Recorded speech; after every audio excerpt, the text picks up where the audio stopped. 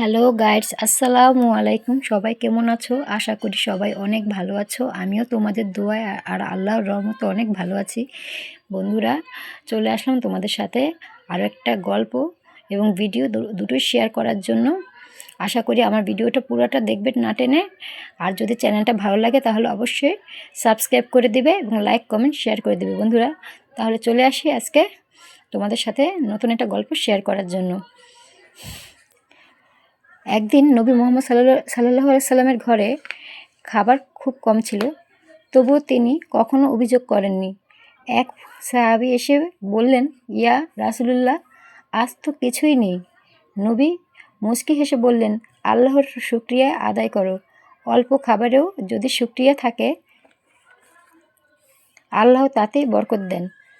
তারপর সেই অল্প খাবার দিয়েই সবাই খেলেন, আর আশ্চর্যভাবে খাবার শেষও হলো না। নবী সাল্লাল্লাহু আলাইহি সাল্লাম বললেন, যে খাবার ভালো নিয়তে বানানো হয় আর আল্লাহর নামে শুরু করা হয়, সেই খাবারে আল্লাহ নিজেই বরকত দেন।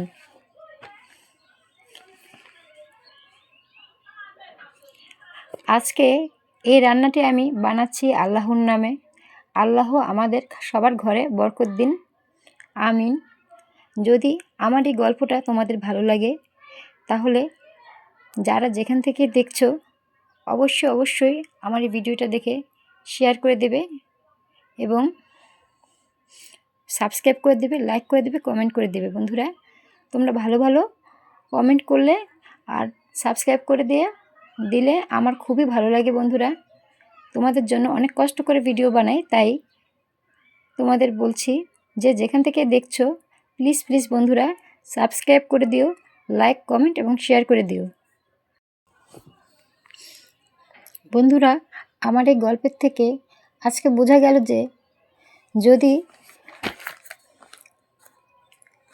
আল্লাহর নাম নিয়ে আর ভালো মন নিয়ে কিছু রান্না করা হয়, তাহলে আল্লাহ তাআলা অবশ্যই সেই খাবার উপরে বরকত দান করে। আর তোমরা যদি আল্লাহকে বিশ্বাস করে থাকো, তাহলে আমার এই ভিডিওটা অবশ্যই দেখবে এবং সাবস্ক্রাইব করে দেবে, লাইক কমেন্ট শেয়ার করে দেবে। বন্ধুরা, আমরা যারা ঘরে রান্না করি, দেখা যায় অনেক সময় আমাদের রান্নায় বরকত আসে না, আমাদের ঘরে বরকত আসে না। কারণ বন্ধুরা, তখন আমাদের ঘরে আল্লাহর রহমতটাই উঠে যায়, যার জন্য আমাদের কোনো কাজে কোনো বরকত নাজিল করে না আল্লাহ তাআলা। তাই বন্ধুরা, সব সময় সকল কাজের পূর্বে আল্লাহ তাআলার নাম মনে রেখে এবং মুখে এনে কাজ করবে অবশ্যই তোমরা। বন্ধুরা,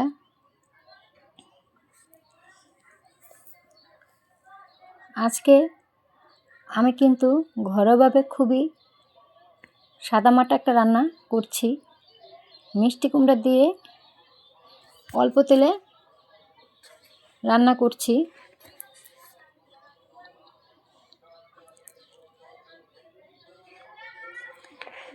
তোমরা যদি এরকম অল্প তেলে মিষ্টি কুমড়া ভাজি করে খেতে চাও, তাহলে অবশ্যই আমার রেসিপিটা দেখবে। আর তোমাদের সাথে আমি আরও একটা গল্প শেয়ার করব। এক গ্রামে এক গরিব মানুষ থাকত। সে খুব কষ্টে জীবন চালাতো, কিন্তু কখনো নামাজ ছাড়তো না আর কাউকে কষ্টও দিত না। প্রতিদিন সে ফজরের নামাজ পড়ে আল্লাহর কাছে শুধু একটাই দোয়া করত, হে আল্লাহ, আমাকে সঠিক পথে রাখো। একদিন তার ঘরে খাবার ছিল না, তবুও সে ধৈর্য ধরল। সে বলল, আল্লাহ যা করেন ভালোর জন্যই করেন। সেদিন সন্ধ্যায় এক অপরিচিত মানুষ তার ঘরে এলো। সে কিছু খাবার আর সাহায্য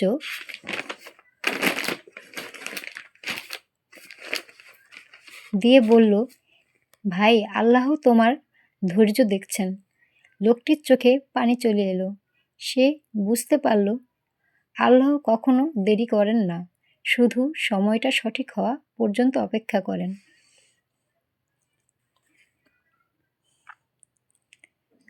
তাহলে আমরা এই গল্প থেকে কী শিক্ষা পেলাম?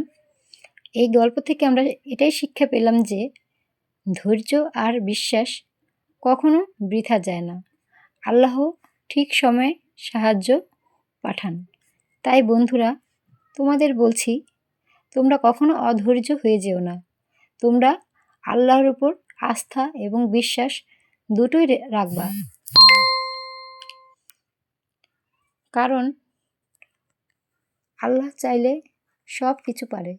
আল্লাহ চাইলে মরা গাছে ফুল ফোটে, তিনি চাইলে দিনকে রাত আর রাতকে দিন করতে পারে। তোমরা তো এটা মানো, তাই না বন্ধুরা?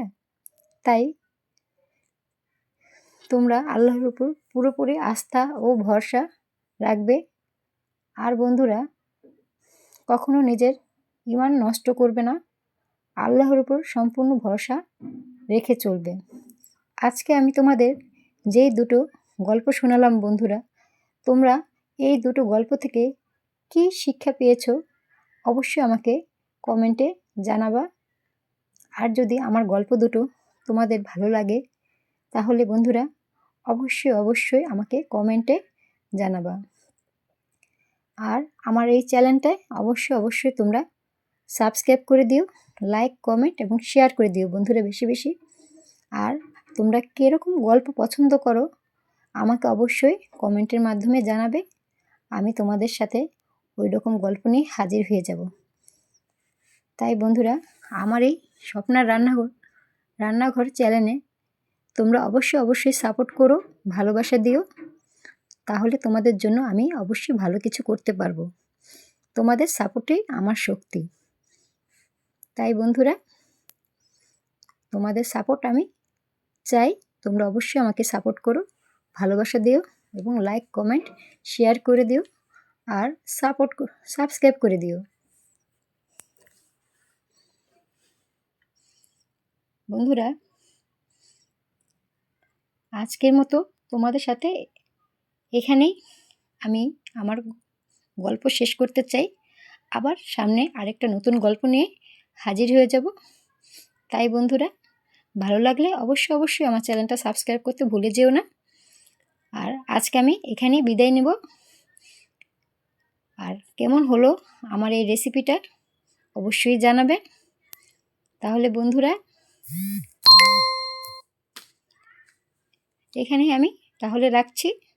তোমাদের সবাইকে আমার মন থেকে অনেক শুভেচ্ছা রইল আর ধন্যবাদ রইল। তাহলে বন্ধুরা, এখন এখানেই আমি বিদায় নিচ্ছি বন্ধুরা। সবাই অনেক ভালো থেকো। অনেক শুভকামনা তোমাদের জন্য বন্ধুরা। ধন্যবাদ। আসছি।